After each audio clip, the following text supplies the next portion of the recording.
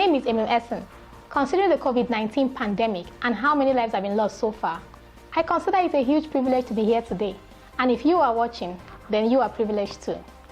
Wanting to know how the citizens are faring, we went to the streets of Ogombo in Ajah. Here is what they have to say.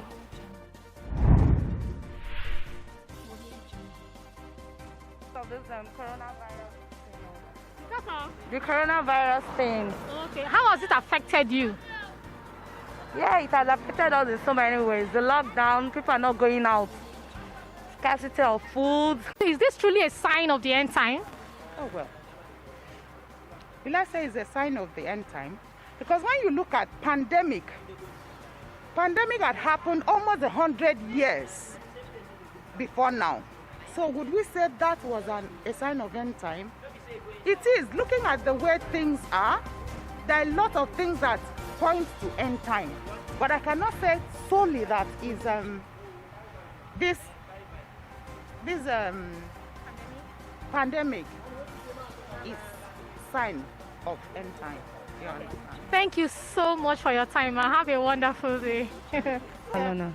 What do you think the church and Christians should do at this point of this pandemic? Right now we need prayer, that's all. Because it's only God that can deliver us. Do you think this is a sign of the end time? Sure. I think so. Why do you say so? Why? Because I just think it's sign of end time because this thing it's just sign of end time, that's what I know. Because I already said in the book of Revelation, these are the signs that will happen. So this is what. And with me is Pastor Oluwa Awoni. This is not the first time that the world will be experiencing a pandemic. We've had several, and the one that a lot of people refer to is by 100 years ago, as in 1918, talking about the Spanish flu. And that killed close to 50 million people. Some said it killed probably more than that. And we've had quite a number of other pandemic and some are epidemic. You know, we've had the bubonic plague, we've had the Black Death. We've had quite a number of such things. It seems as if the world, you know, every 100 years seems to have, you know, something of this nature. So if we were going by history, we're supposed to be prepared for such things historically. But then it is said that history repeats itself. So it's like we do not learn from history. Why that is so, you know, could be as a result of not properly documenting or not even doing a research of the waves of societal changes and also cultural changes as it relates to, you know, the earth itself. If we have learned the lesson, then we'll advance our course and then we'll deal with that problem.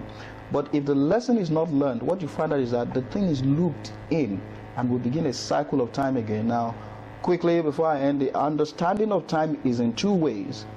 You have time that is chronos, time that you can measure. You can talk about time in terms of today, 4 o'clock, 5 o'clock, and so on and so forth. You can measure it, you know it, you can prepare for it. That's called chronos. The other definition of time is called kairos. Kairos is season. So you have to understand, it means befitting season. That's the Greek word, kairos. Our responsibility is to search out, to employ our brains, put on our entire faculty into finding out what this thing is all about.